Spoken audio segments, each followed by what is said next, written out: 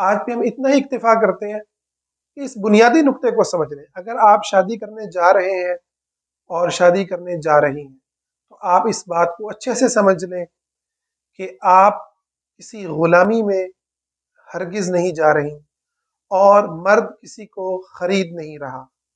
آپ ایک معاہدے کے ذریعے دو لوگ، دو آزاد لوگ، دو باعزت لوگ، دو افراد جڑنے لگے ہیں، اور ان دونوں افراد کو اللہ تعالیٰ سے ڈرتے ہوئے زندگی کو گزارنا ہے۔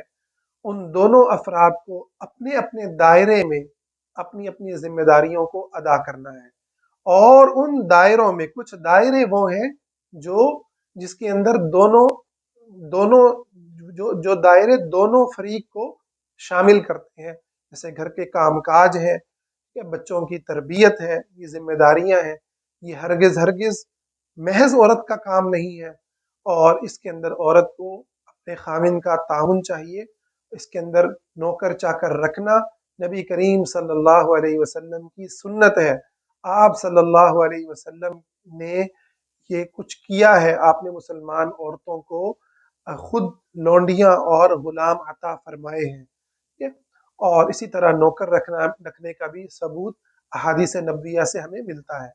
تو یہ کام جو ہے، اس کے اندر اگر آدمی غریب ہے، نہیں کر عورت کو مہیا کر سکتا، اس صورت کے اندر آدمی بھی عورت کے ساتھ مل کر تعاون کرے، اور عورت کے اندر کوئی کمزوری ہو جاتی ہے، وہ نہیں کر پا رہی، تو اس کو ہرگز اس کا جرم نہ سمجھے، اور دین کے لحاظ سے تو ہرگز نہ سمجھے۔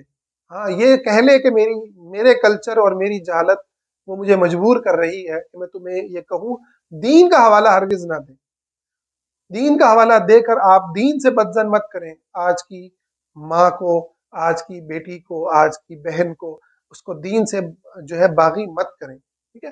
دین کا حوالہ نہ دیں، اپنے کلچر کا دیں، اپنے آباء و اجداد کا دیں، اور وہ آگے سے خود بھی سمجھ لیں کہ یہ کوئی چیز بھی ایسی نہیں ہے ما انزل اللہ بہا من سلطان، جس کی اللہ نے آسمان سے دلیل اتاری ہو۔